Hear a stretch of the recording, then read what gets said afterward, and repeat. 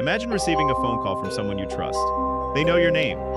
They remember things only your family should know. They sound exactly like the person you love, but the real person is already dead, and whatever is speaking to you has been practicing their voice. In analog horror, the most dangerous monsters are not always the largest or strongest.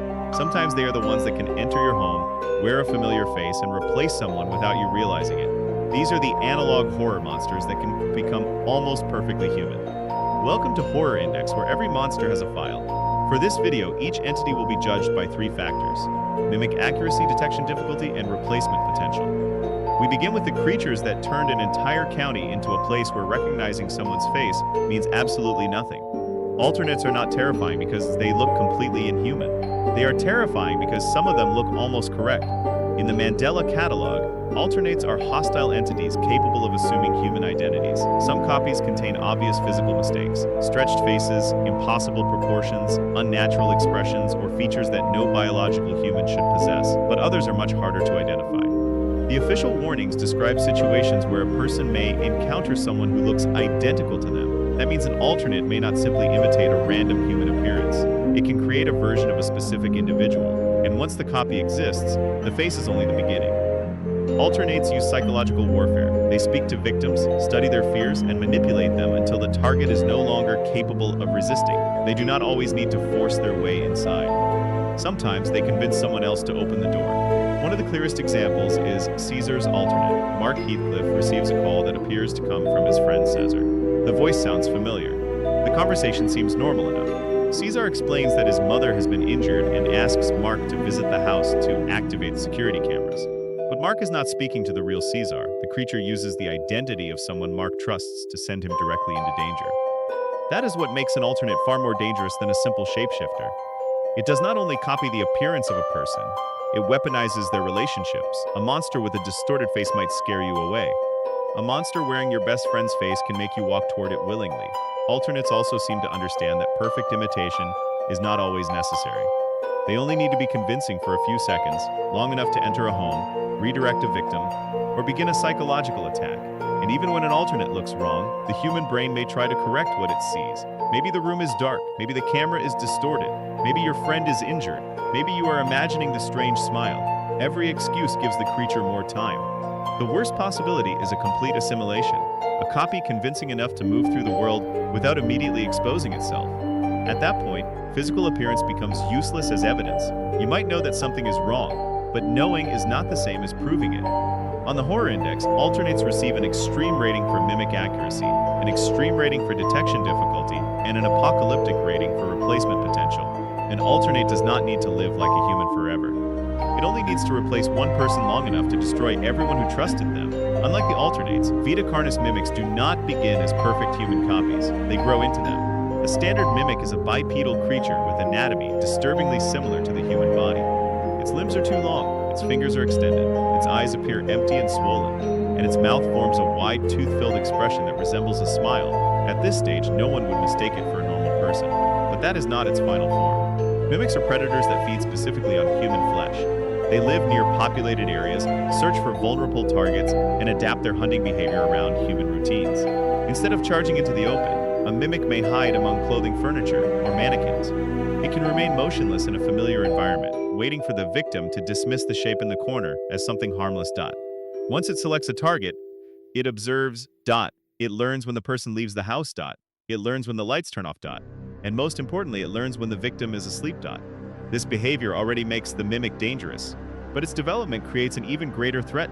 When a mimic has access to a consistent supply of food, it can develop increasingly human characteristics. It grows skin, it develops hair, its proportions become less visibly unnatural.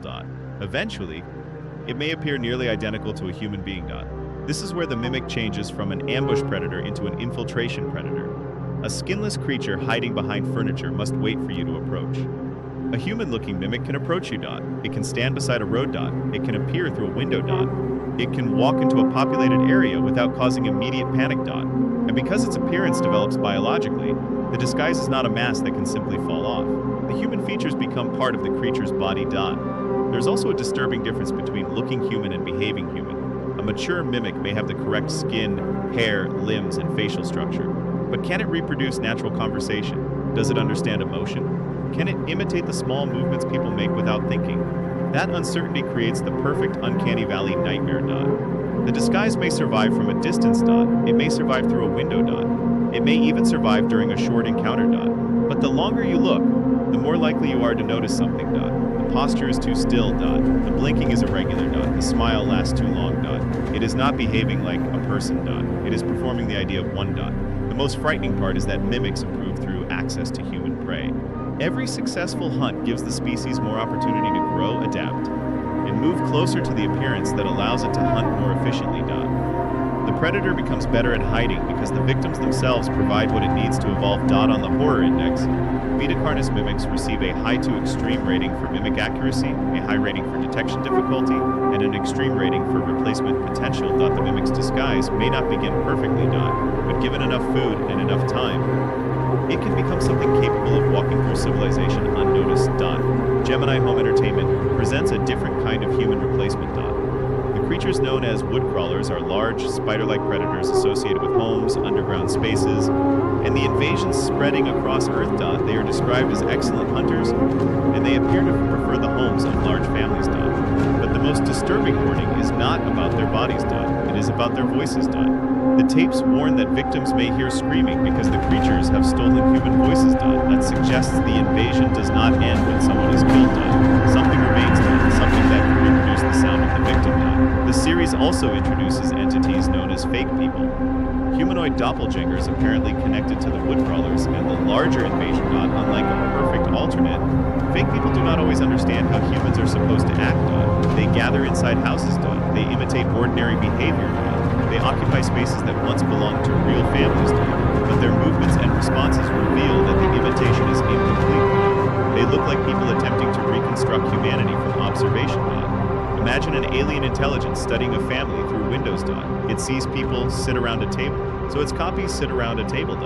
It sees people move through rooms, so they move through rooms. It hears conversations, so it repeats voices. But it does not understand why humans do any of these things. The result is not a convincing family. It is a staged reproduction of one. And that might explain why the fake people are so disturbing. They are not disguising themselves only to approach a victim. They appear to be occupying humanity's place after the original people are gone. The house remains. The furniture remains. The voices remain. The family has been replaced by something that knows what a family looks like, but not what a family is. Woodcrawlers may also use humans as vessels, meaning the boundary between victim and creature becomes even less clear. A body may stand up again. A familiar voice may call from another room. A human shape may remain after the original person has effectively disappeared. This replacement system is less precise than that of the alternates. Fake people can make mistakes. They can behave unnaturally. They may fail under close observation. But they have one enormous advantage: scale. They are part of a larger ecological invasion. This is not one isolated creature learning to imitate one person. It is an expanding system that can invade homes, consume communities, and populate the empty spaces with replicas. A single fake person might be detected. An entire neighborhood of them means there may be no real humans left to ask for help.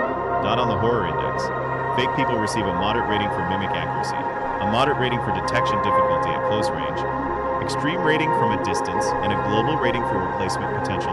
Fake people are not the most convincing copies on this list. But they may represent the most complete replacement of humanity itself.